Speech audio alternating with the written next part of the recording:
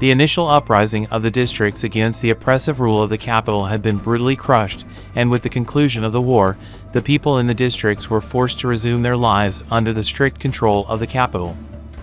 This included the districts surrendering tribute to the capital for the annual Hunger Games, a bloody competition where the lives of the impoverished district citizens were sacrificed for the entertainment of the wealthy capital residents. However, this commander happened to be the father of the young Snow, a tale that unfolded 5 years ago.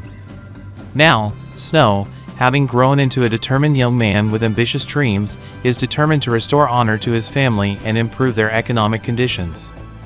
Despite the challenges, Snow, along with his grandmother and sister, struggles to maintain the appearance of prosperity in the dazzling capital. Snow faces constant challenges, particularly from the headmaster, who was supposed to award him the prestigious Green Prize, a substantial sum for academic excellence. The sponsor of this award happens to be Snow's close friend Sejanus. However, the headmaster unexpectedly changes the award to the Plin, which will be given to the advisor of the victor in the upcoming 10th Hunger Games. Snow is assigned to be an advisor. Upon seeing the fragile Lucy, Snow doubts her chances of winning the Hunger Games, which are to secure the coveted Green Prize for himself. During the reaping ceremony, Lucy, to everyone's surprise, inserts a snake into the daughter of the district mayor for mocking her. Despite this, Lucy displays a captivating singing talent that leaves Snow astonished at the unexpected artistic prowess concealed within a warrior. As Snow prepares for the impending deadly battle for survival, fate takes a cruel turn. After the 24 tributes from the 12 districts are gathered and transported to the capital by train, they are confined and starved in the capital zoo. Driven by his determination to win, Snow sneaks into the zoo to meet Lucy and assure her of his plans to provide sustenance. Snow secretly takes food from the academy to share with Lucy, who, in turn, shares it with her. However, tragedy strikes when a female advisor loses her life at the hands of a tribute who uses the food as a means of provocation. The offending tribute is promptly punished for the act of murdering a capital citizen. Following this, the game's organizer, Dr. Gao, expresses concern that capital citizens are losing interest in the blood-soaked 10th edition of the Hunger Games. In response, Sejanus voices his strong opposition to the brutality of the Hunger Games. Despite being from a district background, Sejanus' father is a wealthy resident of District 2I, who used his wealth to secure a residence in the capital. Being aware of the suffering of the poor outside the capital, Sejanus tends to resist the Hunger Games. Before Dr. Gao departs, another advisor quickly suggests to Sejanus and Snow to collapse. The following morning, both Sejanus and Snow are brought to Dr. Gao's location to present their proposal. When Dr. Gao inquires about the author of the proposal, the opportunist swiftly claims authorship. Before she can celebrate, Dr. Gao initiates a small test, instructing her to retrieve the fallen proposal from a pit of venomous snakes. Dr. Gao reveals that the genetically modified snakes can distinguish familiar, while some tributes and advisors lose their lives in the chaos caused by a series of bomb explosions throughout the arena. Snow earns praise from Dr. Gao for his innovative ideas in the proposal. These ideas include allowing viewers to place bets or even send gifts to their favorite tributes. Prior to the impending Hunger Games, advisors have a formal meeting with their assigned tributes, providing strategic guidance and outlining the rules. However, an unexpected turn of events unfolds as a series of bomb explosions disrupts the arena. Some tributes take advantage of the chaos to escape, including Lucy from District 12.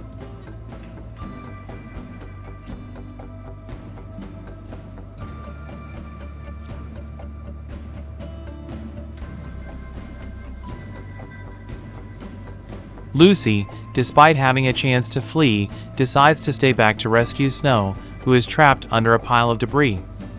Witnessing Lucy's selfless act, Snow develops a newfound perspective on his tribute. The bombings are revealed to be the work of the uprising forces against the capital that evening. Later, Snow discreetly provides Lucy with rat poison concealed within his mother's vanity box and devises a plan for her to seize an Lucy tearfully thanks a capital boy who genuinely cares about the fate of a district citizen like her. Snow, wiping away her tears with a handkerchief despite the wreckage around them, experiences a shift in his perception of the situation. Despite the tumult within the arena, the deadly survival game officially commences, eagerly watched by the advisors. As the tributes rush towards the center to acquire weapons and engage in combat, Lucy attempts to. The two manage to escape through an underground tunnel, but they are pursued by two others. Swiftly, Lucy kicks a door down to slip through, and as their pursuers attempt to follow, another group of 4 swiftly arrives, putting an end to the pursuit. The 4-member alliance then departs, leading others to assist their allies or escape. Meanwhile, the camera suddenly focuses on a tribute hanging precariously from a concrete beam. It turns out that the tribute Sejanus was responsible for tried to escape during the bomb explosion but was caught and hung as a punishment for attempting to flee. Witnessing this gruesome scene, Sejanus storms out of the hall that night while everyone is still in a stupor. Under the cover of darkness, Sejanus sneaks into the arena and mourns silently beside his tribute. However, Dr. Gao discovers his presence and orders Snow and the others. Snow struggles to resist and eventually defeats the attacker in a frenzy. During the chaos, Dr. Gao cuts off the live broadcast to cover up this scandal before the entire audience. The following day, Lucy's fellow district mate succumbs to madness due to the snake bite, causing Lucy to flee in panic. Observing this, Snow decides to use Lucy's likes to send her a surprise supply of water, knowing that those infected with the rabies virus fear water. Behind the wreckage, Lucy is nowhere to be found, prompting the 4-member alliance to shift their focus to another female tribute clinging to a concrete beam. Seizing the opportunity, this tribute strategically waits as the 4-member alliance attacks Lucy. She pours rat poison into the water bottle and quietly moves away with their supplies. Just in time, the 4-member alliance manages to subdue Lucy, unaware that they're behind the pile of debris. Lucy is nowhere to be seen. The 4-member alliance redirects their attention to another female tribute who strategically positions herself on a concrete beam. As the alliance attacks their new target, Lucy pours the rat poison into their water bottles and discreetly leaves with their supplies. Just as the alliance finally overcomes the female tribute and discovers Lucy, she cleverly climbs onto the debris. As they bicker over their misfortune, one of them steps on a nail and, without realizing it, ingests a deadly poison. Just as they decide to drink water, they discover fresh prey and give chase. However, Lucy swiftly climbs the debris, hides behind the ventilation fan, and lures them away, causing them to blame each other for their misfortune. The one-eyed member of the alliance accidentally impales himself on a nail, leaving him unable to react as Lucy's. After the chaotic events, Dr. Gao suddenly appears on the announcement screen, revealing that the president's son has died due to injuries from the bombing initiated by the uprising forces. In response, Dr. Gao declares the execution of all remaining tributes without declaring a winner this year as a retaliation against the rebellion from the districts. At this moment, Snow realizes that Dr. Gao intends to release her Fortunately, the venomous snakes are removed as the plane departs, narrowly averting a potentially disastrous situation. Snow hastily approaches and inserts the handkerchief into the snake venom chamber, instantly releasing the trapped air. The genetically modified snake pit is then airlifted to the arena. Meanwhile, inside the arena, Lucy is being relentlessly pursued by the Alliance of Three. As the tributes futilely attempt to escape, the reptiles close in, striking them down one by one. In their helpless situation, Lucy is left standing alone on top of a rock, facing hundreds of thousands of slithering and terrifying creatures. At this moment of imminent death, Lucy begins to sing softly, calming the snakes as they crawl slowly up her body without causing harm. It creates a scene both horrifying and eerily beautiful. Moved by the spectacle, all present in the hall demand that Dr. Gao acknowledge Lucy as the victor. Number 1. No amount of authority can prevail against the overwhelming majority in this situation, forcing Dr. Gao to reluctantly accept what she does not desire. Snow bursts into joyous applause. However, the next day, Snow must confront the headmaster, who presents evidence accusing him of manipulating the situation with the handkerchief. To his surprise, Snow encounters his old friend Sejanus, who, as it turns out, is also expelled for infiltrating the arena during his first attempt at military service.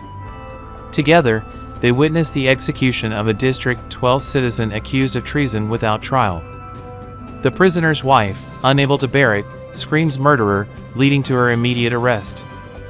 Witnessing the cruelty of the authoritarian regime, and unexpectedly, Snow reunites with Lucy at the pub, where she is still present. Her sweet and seductive voice, despite being the winner of the Hunger Games, earns her no reward, and she must return to District 12 for a normal life. In the months that follow, Snow and Lucy officially begin dating amidst the romantic backdrop of the natural landscape. During this time, Snow discovers Sejanus secretly communicating with the rebellion. Snow discreetly activates a bird mimicry recording device, capturing evidence of Sejanus conspiring with the rebellion forces. He sends it to the capital, hoping for redemption and an early return. The next day, at Lucy's pub, Snow observes Sejanus and catches him supplying weapons to a rebel named Sprue. Lucy follows Snow into Sejanus's room and introduces Snow as her friend.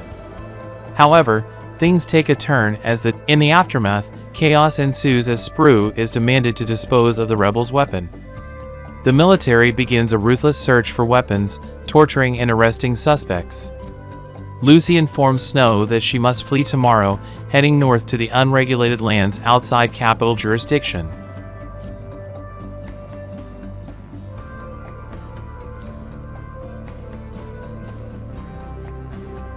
Snow is deeply conflicted. However, not wanting to lose his beloved and, above all, fearing exposure for the murder of the district mayor's daughter, he tells Lucy that they should escape together that evening. Snow witnesses Sejanus facing the gallows as evidence of the bird mimicry recording he sent to the capital results in severe consequences. At this moment, Snow is overwhelmed with regret, thinking that Sejanus is. Early the next morning, Snow leaves the camp to flee north with Lucy. On their way, they stop at Sprue's wooden house for shelter from the rain. To Snow's shock, he discovers a gun used in the crime with his own DNA. The fear of exposure and the brutal gallows penalty haunt Snow as he begins to doubt even the person he loves. When he asks Lucy if she'll remain silent, Lucy surprisingly responds affirmatively and walks away to pick mushrooms in the pouring rain. As he picks it up, Snow is suddenly bitten by a snake. The deep-seated darkness within Snow awakens, thinking Lucy set a trap to kill him. In a fit of rage, Snow chases after Lucy, firing the gun.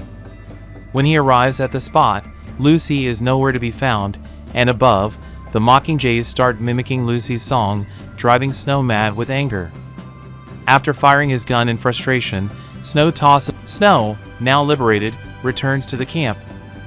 After a while, he receives a pardon and is allowed to return to the capital. Dr. Gal praises his backstabbing plan, exposing Sejanus with the bird mimicry, and permits Snow to enroll in the capital university officially. Snow is trained to become a new game master for the Hunger Games in the future. Ironically, the sponsor funding Snow's education is Sejanus' father. The story concludes with Snow becoming the new mastermind of the Hunger Games, while his benefactor remains unaware of the heinous truth behind Sejanus' alleged treason. Snow has embraced the path of political manipulation, poisoning the principal's beloved pig, and continues down this dark path until the end of his life. The following morning, both Sejanus and Snow are brought to Dr. Gal's location to present their proposal. When Dr. Gal inquires about the author of the proposal,